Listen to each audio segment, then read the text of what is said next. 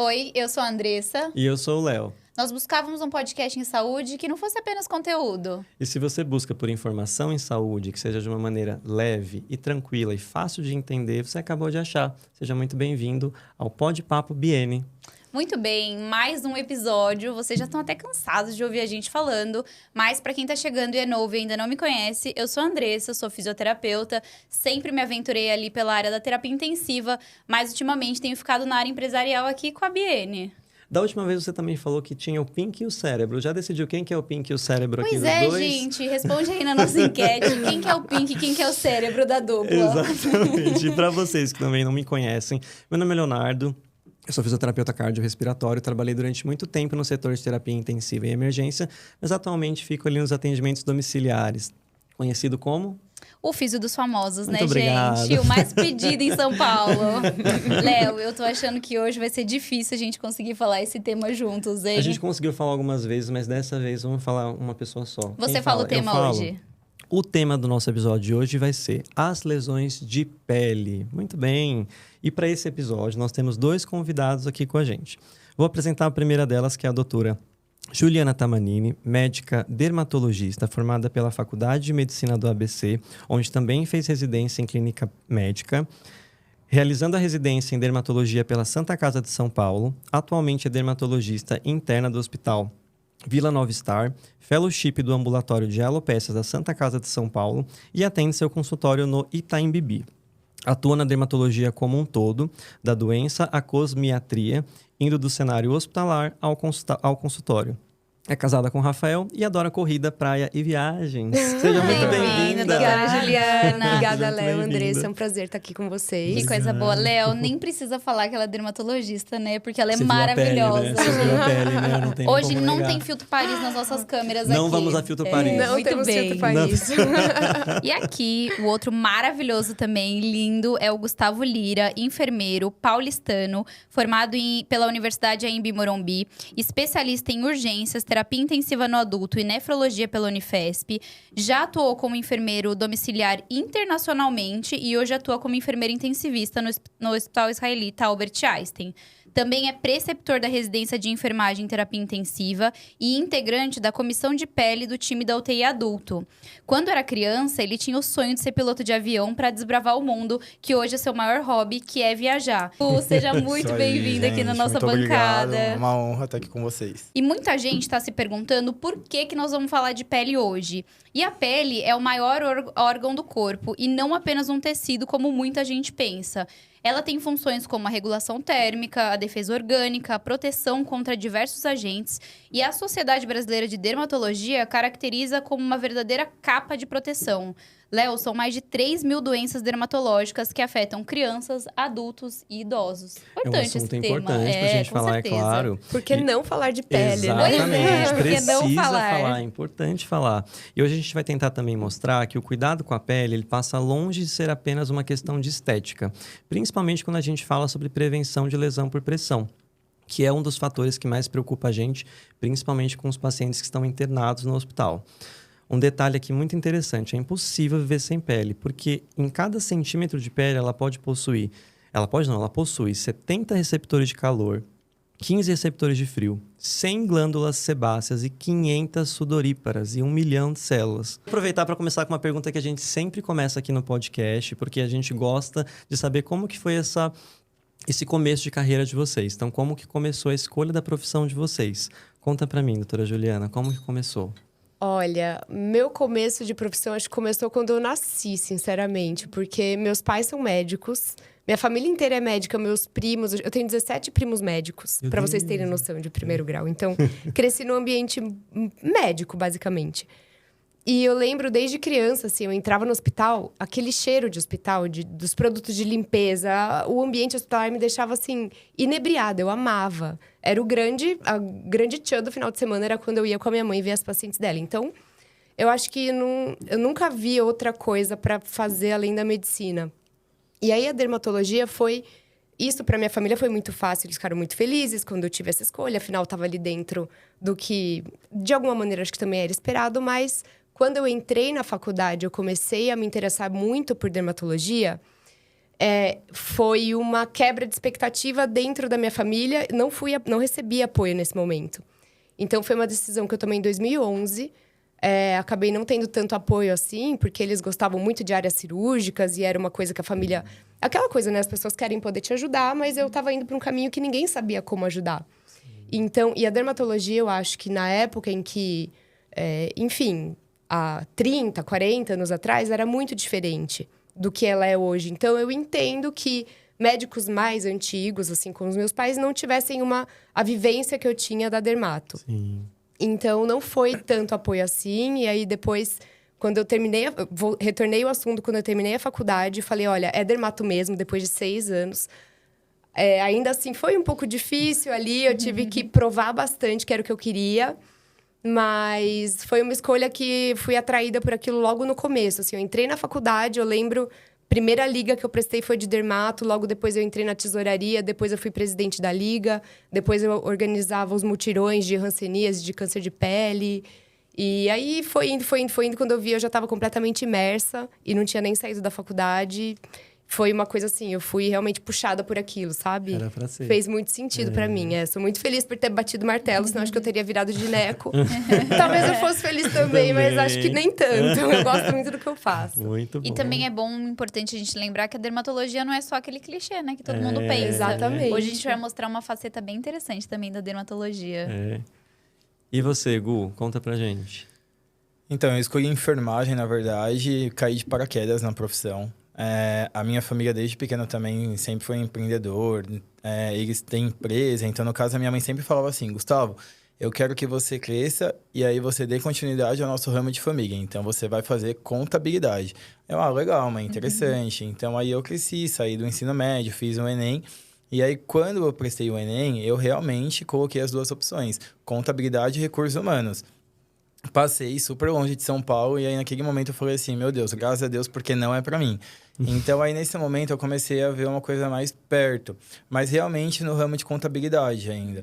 Só que nesse meio tempo a minha avó ficou doente, então aí ela desenvolveu câncer e ficou bem debilitada, ficou internada na Santa Casa de São Paulo.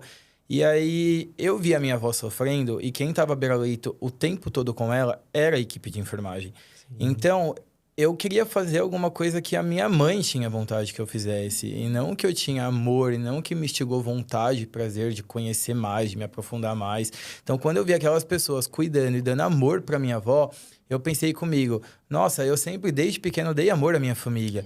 Então, por que não também dar amor às outras pessoas, entendeu? Sim. Que não seja da minha família. Então, eu vi a minha avó sofrendo e eles dando amor e cuidando e dando carinho. E minha avó se sentindo acolhida.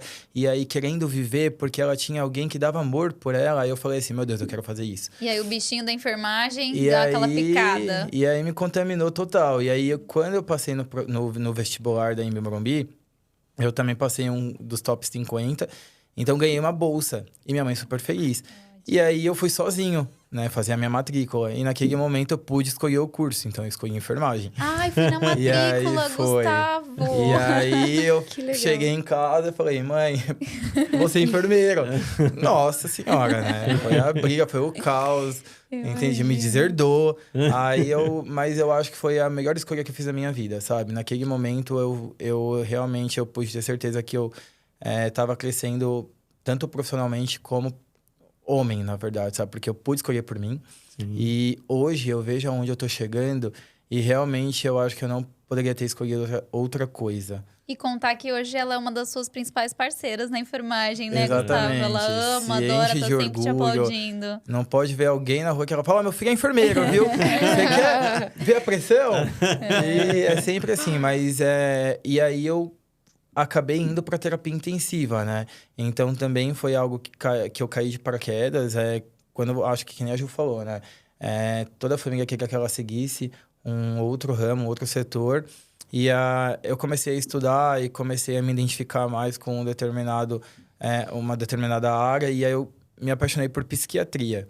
E aí eu comecei a estudar mais, fui me apaixonando cada vez mais. E aí quando eu terminei a faculdade, meu TCC foi na psiquiatria. E aí um professor meu olhou e falou assim, Gustavo, pelo amor de Deus, você vai trabalhar com saúde mental, vai trabalhar num CAPS, É legal também, só que é bem difícil você entrar. Para quem tá começando agora na enfim, no mundo profissional, eu acho que vai ser um pouco mais... vai ser um desafio muito maior para você. Então, por que não fazer nefro? E aí, foi aí que eu falei, meu Deus, pensei comigo, né? Eu vou me jogar nessa, se ele falou realmente. Então, eu comecei a estudar, estudei por 1 ano para passar no processo também da Unifesp. Consegui, fiz nefrologia, e aí também não me identifiquei. E nesse momento, eu também estava buscando uma recolocação no mercado. E, por uma indicação, caí na UTI. E naquele momento, eu realmente vi que todas as fases que eu estava passando na minha vida iriam me ajudar na UTI, principalmente nefrologia, né? E lá estou ainda hoje, E aí casou gente. tudo, né, Gustavo? Casou tudo. Foi uma Nossa, junção. as histórias foram boas hoje, né, Léo? tá Incríveis. vendo? Por isso que a gente adora perguntar, porque a gente E engraçado se que, assim, conecta. para nós dois, né, existia uma questão de uma vontade de deixar a família contente com a sua escolha também, mas ao mesmo tempo, peraí, eu quero ter a minha identidade, eu gosto de uma coisa que talvez não vá satisfazer, então teve um momento de ter que virar uma chave de coragem ali, né? Sim. Num primeiro momento, as pessoas podem ter ficado tristes, mas depois a gente se prova que Ah, É com Eu acho que é por certeza. isso que hoje a nossa família é tão... eles são tão orgulhosos, né? Por ver onde a gente chegou. Porque talvez se a gente tivesse seguido o sonho deles, a gente não era tão feliz como a gente é hoje. Então, a gente também deixa eles felizes por ver que nós estamos felizes. também. era Nós genuíno, somos né? felizes. Um desejo genuíno que foi seguido. Doutora Juliana, a gente se esforçou bastante para fazer aquela introdução, falando sobre a pele, para realmente convencer o pessoal a assistir esse podcast. Mas, especificamente, o que é a pele e quais que são as principais funções, assim, para a gente começar a abrir esse capítulo de hoje? Olha, eu acho que você fez uma ótima introdução, que eu vou complementar agora a respeito Pode. da pele, mas basicamente a pele é um órgão de defesa. Dentro disso, de ser um órgão de defesa, ela não é só uma defesa física, ela é uma defesa imunológica e é uma defesa endocrinológica também. Então, a primeira função poderia destacar em relação à defesa física, né? A gente pode atribuir as qualidades da pele de acordo com as camadas, por exemplo. A grosso modo, de uma forma leiga, a pele tem 3 camadas. Então, que seria a camada superficial, a camada média e a camada mais inferior. A superficial sendo a epiderme, média a derme e a inferior a hipoderme.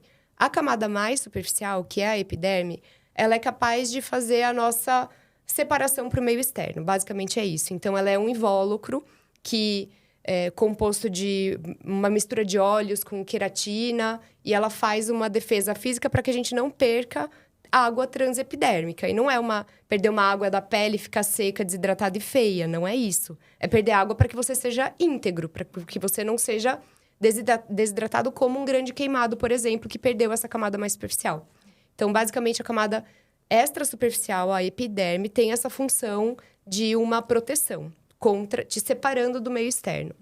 Depois, a derme vem com uma camada do famoso colágeno, que a gente tanto fala, de procedimentos de banco de colágeno, tarará, e no fim das contas, o que isso significa? Ela é uma resistência mecânica.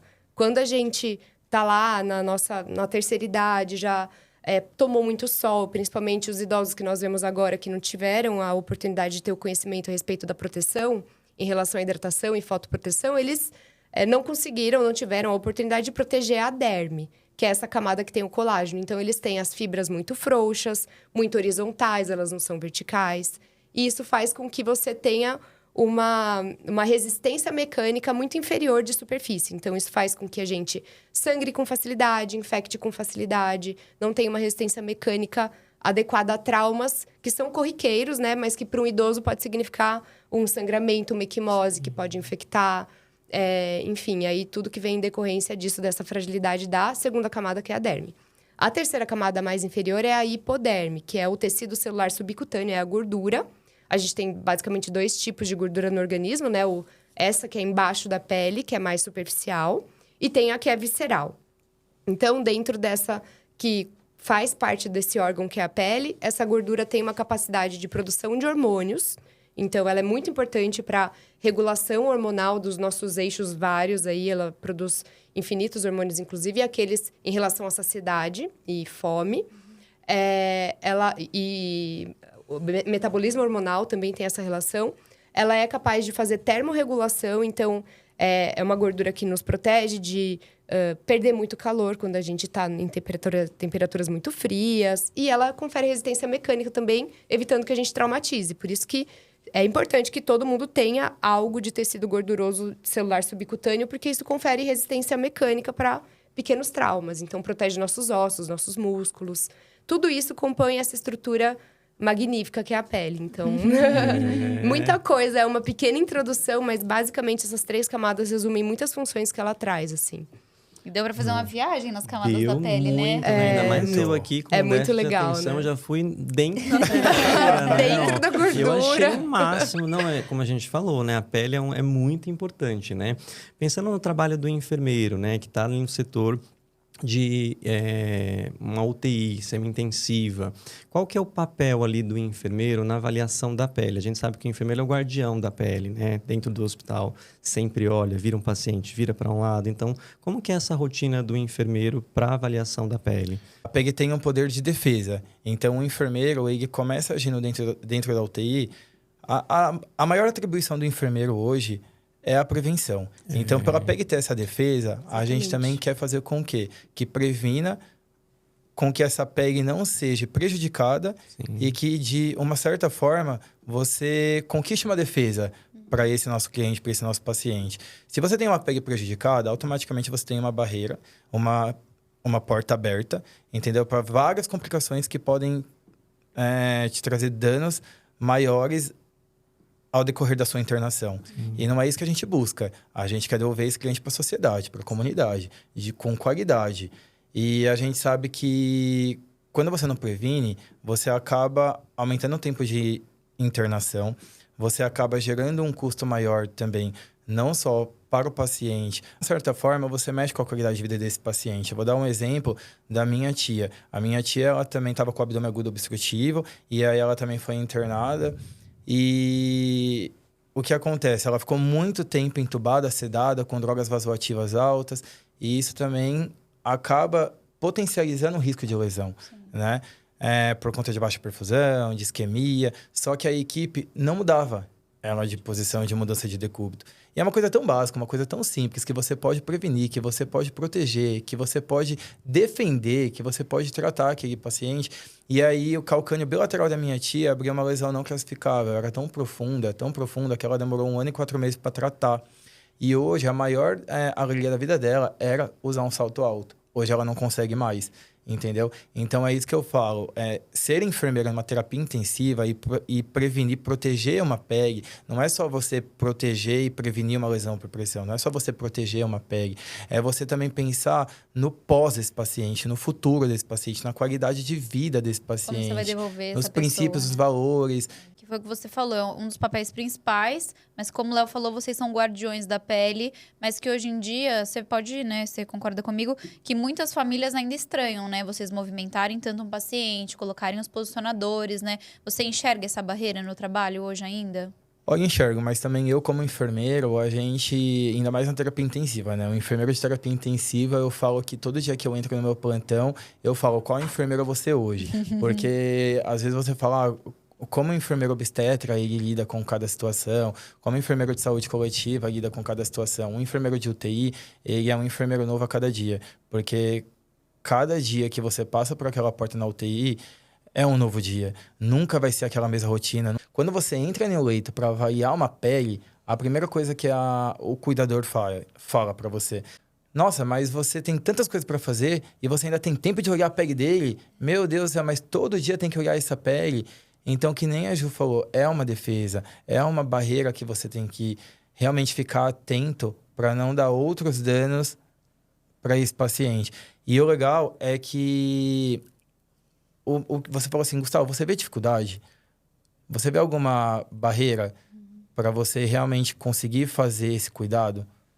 Sim, nós vemos.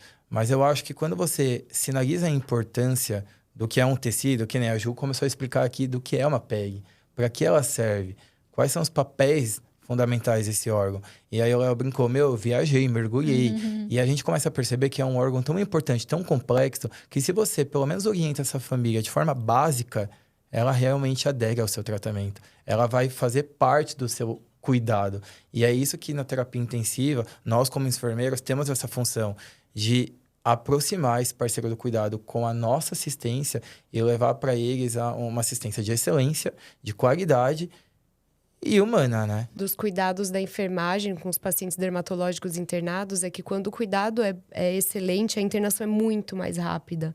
A melhora do paciente é expressiva, faz completa diferença uma assistência boa da enfermagem muito de perto, com a movimentação, com o uso dos produtos de forma adequada, assim,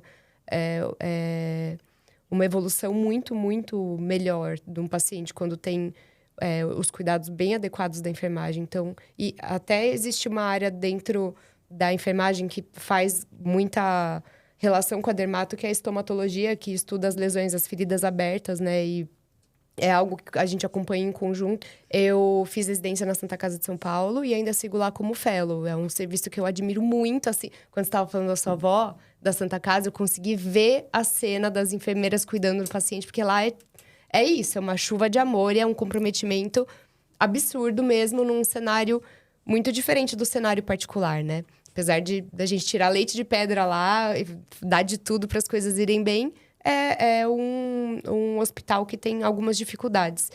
E na Santa Casa, quando tem a oportunidade da equipe de enfermagem da estômato ficar perto, a evolução é muito mais rápida dos pacientes com condições, especialmente as condições de pele, mas, na verdade, qualquer internação pode se tornar uma condição de pele, né? Sim.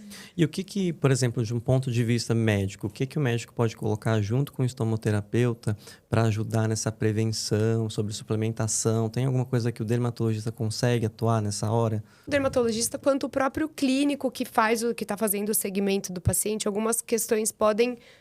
enfim, a gente está tratando uma pessoa como um todo, um organismo contínuo, então interessa absolutamente tudo, desde o aporte proteico daquele paciente, vai entregar uma melhor condição para ele melhorar do ponto de vista imunológico, o controle de todas as especialidades juntas vão entregar uma melhoria para o paciente. Essa abordagem multi, eu acho que não é suficiente para um paciente internado, um dermatologista ou um clínico geral, ou... enfim, a pessoa só específica para aquela área ou só a equipe de enfermagem. Eu acho que tem que ser uma conversa em que todos deem a sua perspectiva para a condução ser a melhor possível ali. Isso faz com que, no fim das contas, seja tudo muito mais rápido e menos traumático, né? A gente devolve a paciente para a função dela, para a família dela, para a comunidade, muito mais rápido. Então, isso acaba sendo...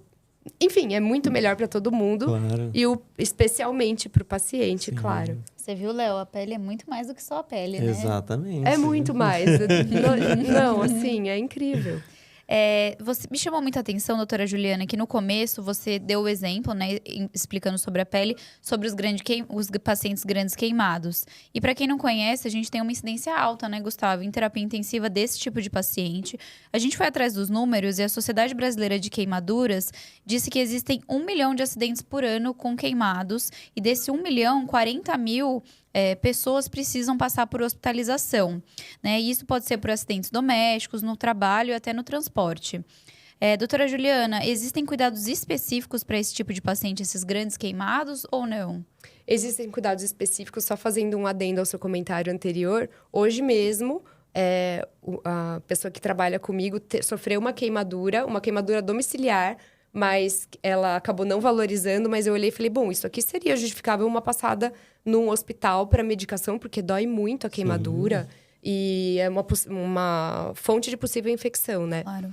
Se fala em grandes queimados, você tem uma superfície corporal exposta alta. Então, esses pacientes devem entrar pelo pronto atendimento, pelo pronto-socorro, passar pela sala de emergência, devem ser avaliados se do ponto de vista renal tá tudo bem, se ela não está sofrendo uma desidratação que pode até levar a uma lesão renal aguda, se não está sofrendo um distúrbio eletrolítico eventualmente, ou sofrendo uma hipotermia, porque acaba perdendo um choque cardiogênico, eventualmente perde muita água transepidérmica quando você não tem a barreira íntegra da pele. E isso acontece até em algumas outras doenças de pele, né? Que a gente perde a barreira e aí desidrata mesmo, faz IC. Isso mesmo. Descompensa. Então, para grandes queimados, acho que não tem um cuidado exatamente específico. É correr para o hospital. Pronto-socorro, cuidados intensivos, cuidados com a equipe de enfermagem, todo mundo junto, fazendo uma avaliação desse paciente. O que acho que a gente pode orientar para que as pessoas saibam em casa, queimaduras menores, por exemplo, muito comum. Acho que todo mundo que cozinha, eventualmente, já pegou a panela, já bateu no braço, isso já aconteceu. Isso é uma queimadura pequena, né?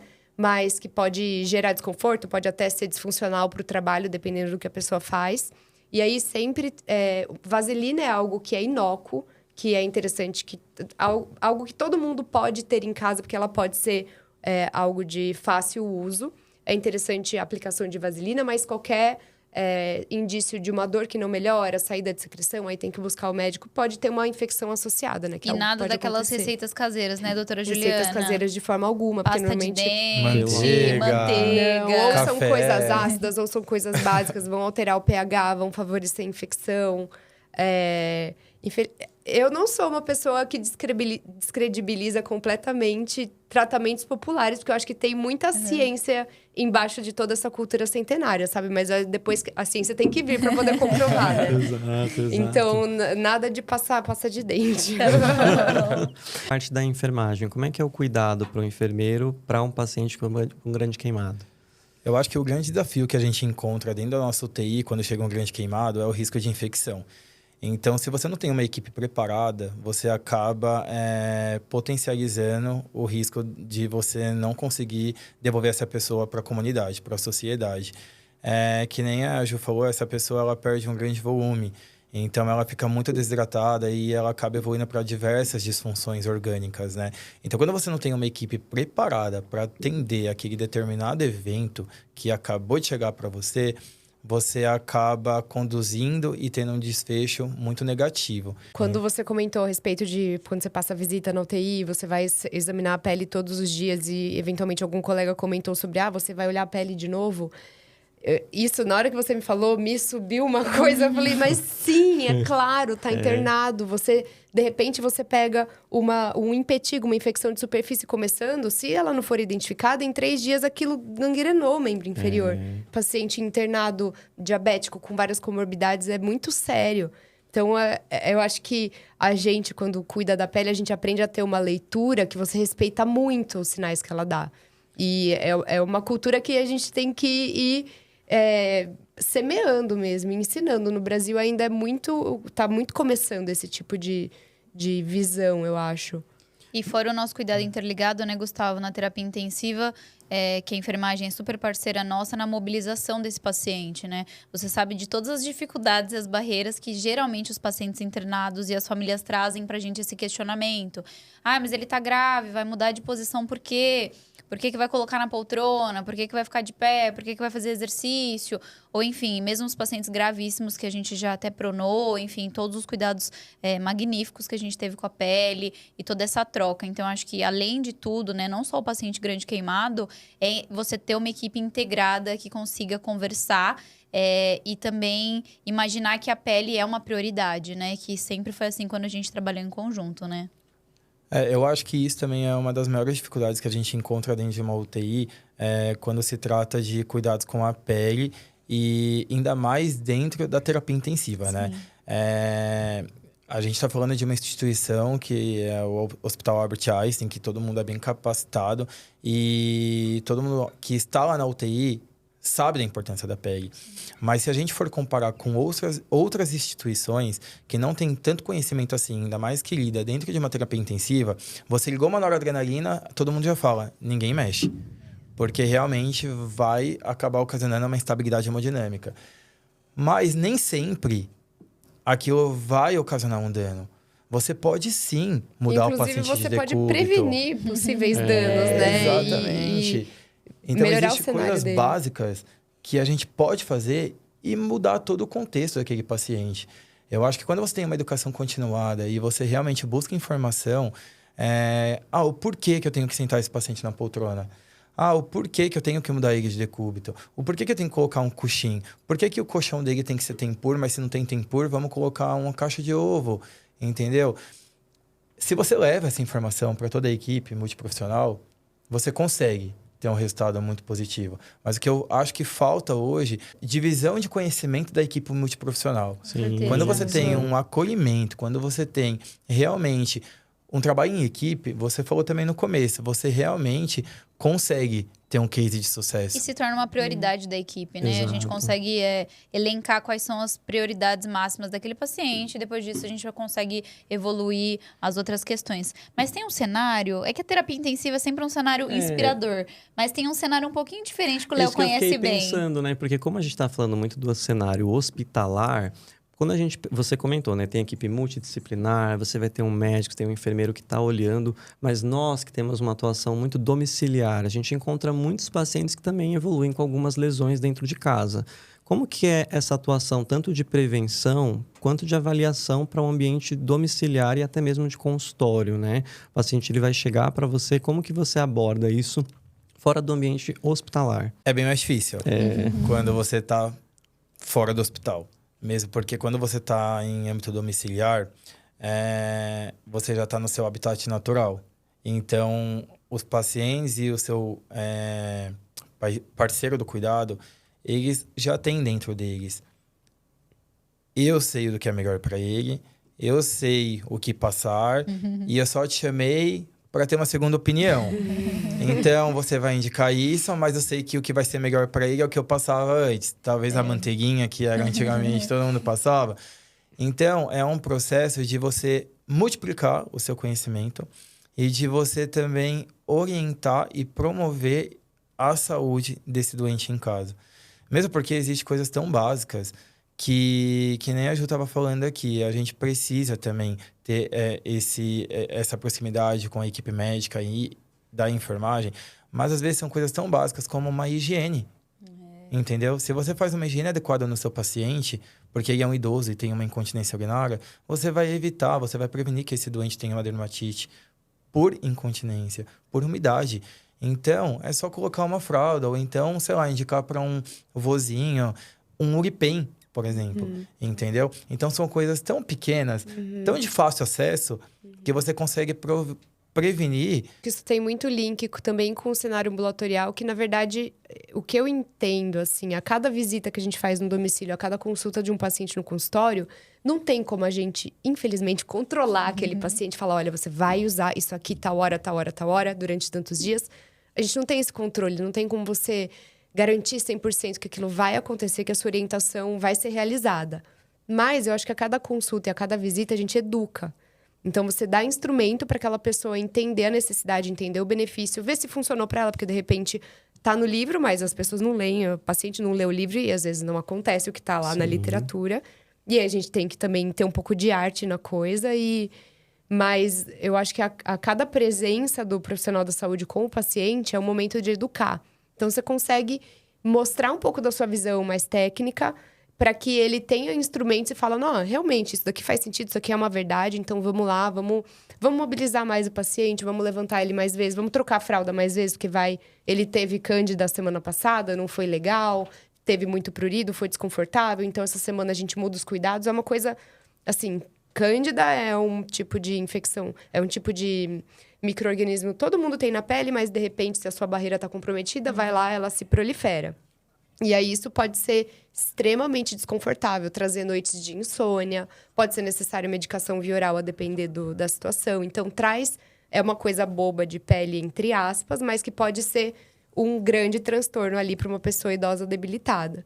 E, às vezes, a gente educa o paciente, ele já aprende até a identificar que está com cândida. Ah, isso aqui foi igual que já aconteceu. O que eu vou fazer? Vou trocar mais vezes a fralda, vou usar aquela pomada que deu certo, eu vou cuidar da barreira muito bem, se não melhorar, eu chamo o doutor. Então, a pessoa cria autonomia. Eu acho que uma missão que a gente tem também é educar quem tem problemas com a pele ou quem é mais suscetível. Todo mundo, mas especialmente essas pessoas. Doutora Juliana é um exemplo, inclusive, viu? É um exemplo, porque eu passei em consulta, ela me explicou passo a passo como que eu vou usar o produto, o horário. E a educação, é você tá educar isso. Léo? Se eu não tô, você sabe que eu adoro Tá cuidar da pele. Você acha Não que precisa nem falar nada, Bom, né? aqui fica tudo assim, sob a pele. Então, eu consigo ver que tá dando certo.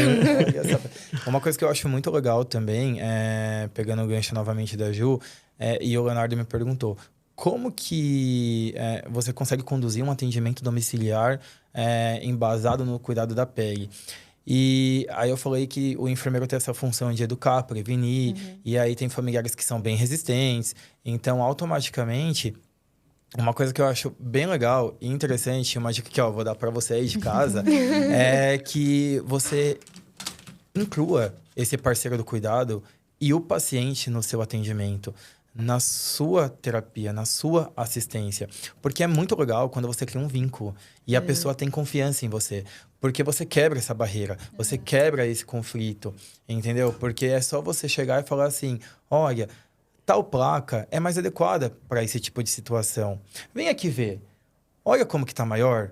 Você quer colocar a placa para mim? Mas antes vamos lavar a mão? Porque se um dia eu não estiver aqui, você vai poder fazer por mim. Então, ela já vai falar assim, poxa, ele tá repassando o conhecimento, ele tá deixando eu fazer. Isso então, vai eu não vou tornando perder o meu pessoa espaço. responsável Você também, né, entendeu? pelo cuidado. Eu não vou perder meu espaço Tá. em cuidar desse paciente. Não, a gente tá aqui para ser uma equipe. Torna uma E coisa impositiva. Você Não. chega lá, fala, olha, o correto é isso. Não funciona dessa forma, né? Não é uma... a gente não vai jogar uma técnica em cima da pessoa. Tem que ter todo... Ainda mais, acho que especialmente nesse cenário domiciliar, em que você já entra num universo que já tem uma família com funcionamento, já tem uma hierarquia, já tem questões familiares, já tem relações desenvolvidas. Então, acho que é especialmente mais delicado do que... O que eu tô mais habituada é no consultório, quando os pacientes vêm.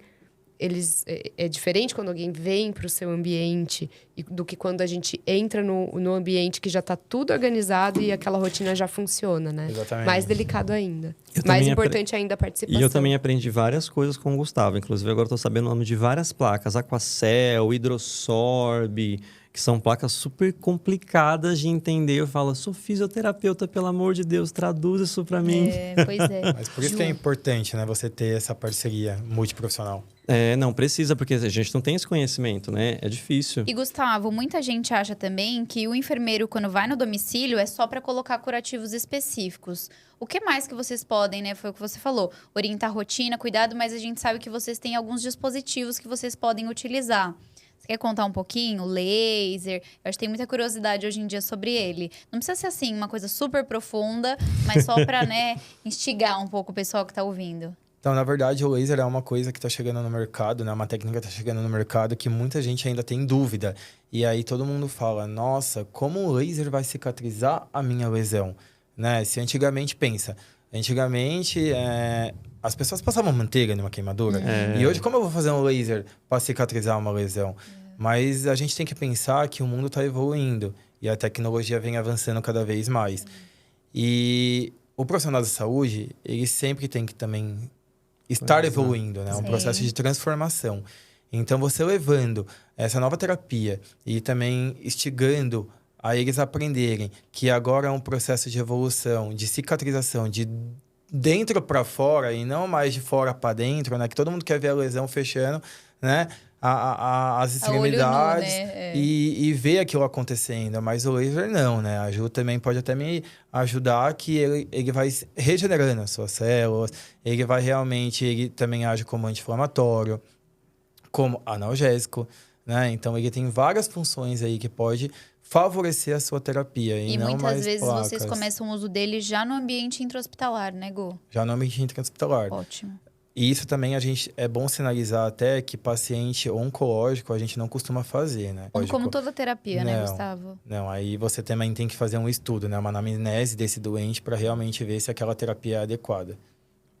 Senão laser é um capítulo à parte, assim. É muito assunto muito sedutor, muito complexo, tem muitas indicações. Ele pode tratar diversas condições, pensando em feridas, assim, tratamentos domiciliares. O laser ajuda muito na cicatrização, ajuda a diminuir o que tem de infecção ali, biofilme, por exemplo, que é uma coisa que faz demorar a lesão a melhorar. Então, acho que o benefício anti-inflamatório e antibacteriano são os principais nesse sentido para ajudar a fechar a ferida. Mas realmente não é para ser usado em todo mundo. Por exemplo, uma pessoa que tem doenças fotossensíveis, né? Doenças que têm sensibilidade à luz. Claro que você não vai colocar uma terapia à luz nesse paciente. Ou que tem condições oncológicas, afinal, o laser é uma emissão de uma radiação que vai alterar a imunidade local. Tá. Isso pode não beneficiar um paciente oncológico. E a gente não tem estudos nessa população, não é seguro. Mas cada caso é um caso cada mesmo. caso é um caso, mas E é uma aí? coisa nova, tem muito tabu. Muita pessoa muito esclarecida que, inclusive, tem questões tabu com laser também, então... E o importante é que você está falando, né? Também ter um conhecimento para você usar essa técnica, né?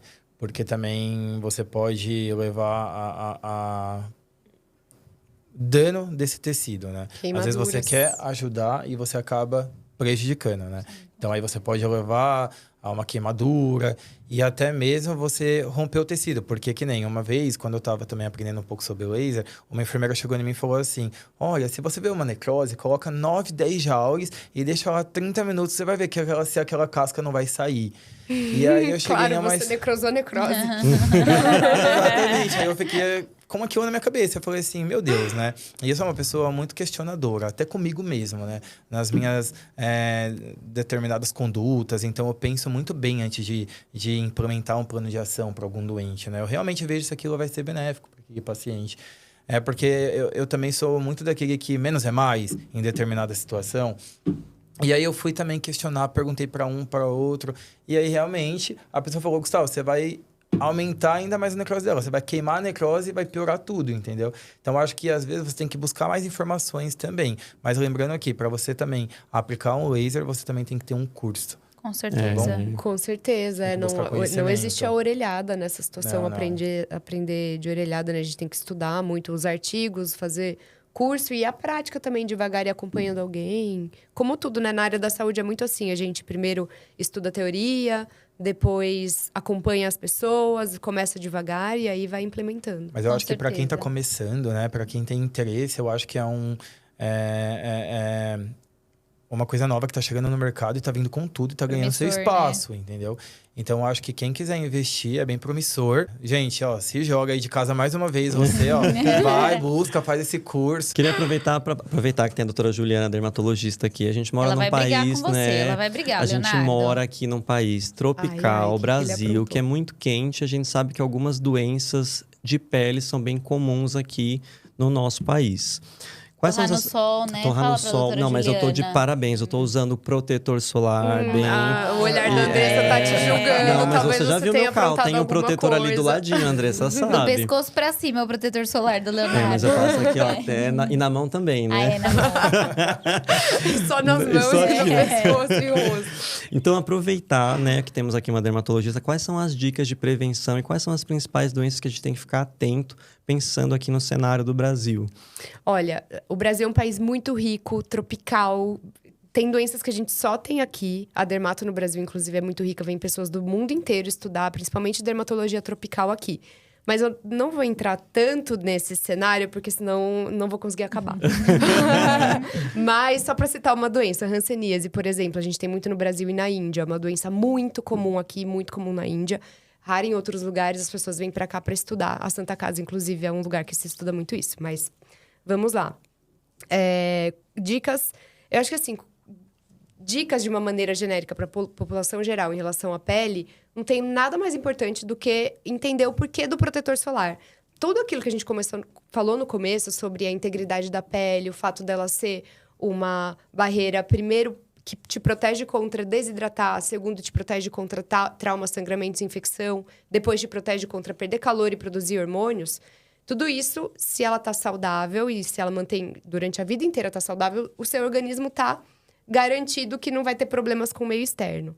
Só que a gente não valoriza isso. Então, toda vez que você torra no sol, que você sofre uma queimadura, especialmente na infância, é muito importante evitar queimaduras na infância, porque é o momento em que a pele está sofrendo uma formação.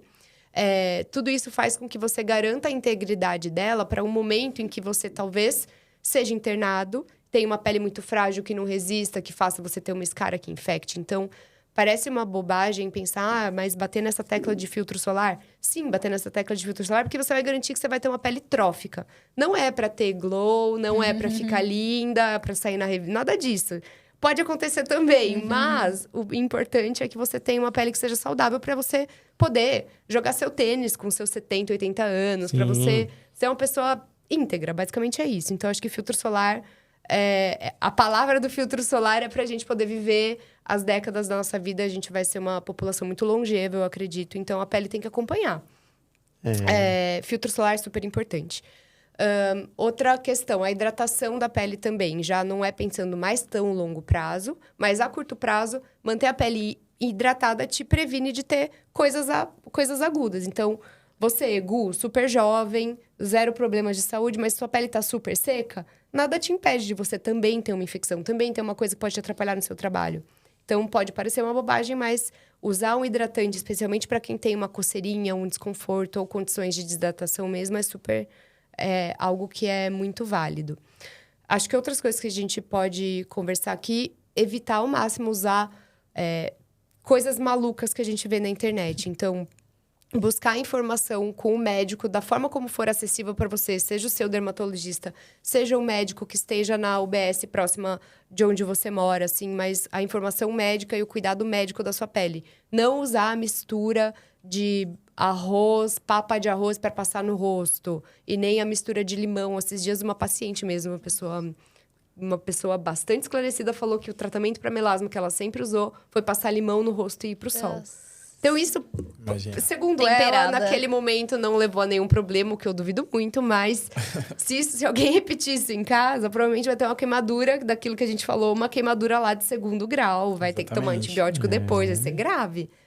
Então, acho que não usar nada, assim, essas coisas doidas que a gente vê em TikTok, em internet. Essas receitas, né? A gente pode colocar, então, até umas 3 dicas aqui. 3 dicas para uma pele saudável. Então, 3 dicas.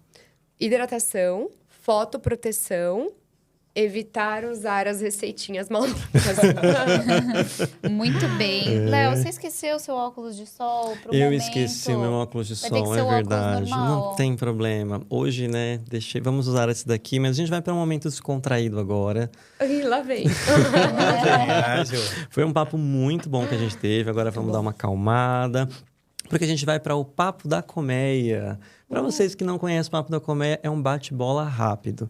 Vou começar uma frase e vocês vão terminar. Eu sou lenta. Eu sou pisciano. Agora eu imagino. Eu vou começar com o Gustavo. Minhas amigas falam que eu tenho alguma coisa em peixes, que do nada eu dou uma. Eu sou pisciano também, então você sabe que eu viajo. Então você todo me ajuda. Vamos, então. Meu Deus, na eu aula e o da Leonardo pele. vamos viajar, então. Aqui Eu vou juntos. deixar os meninos Eu começarem vou primeiro começar, para dar o então. exemplo. Vamos começar lá, eu começo uma frase e você termina, certo? Então, para começar, Gustavo, vamos lá. Como enfermeiro intensivista, eu sou... Ótimo. Amei. Eu me realizo em um plantão quando... Ele é calmo, Eu me frustro com a enfermagem quando... não fazem as coisas certas. Se eu começasse hoje... Eu estudaria mais.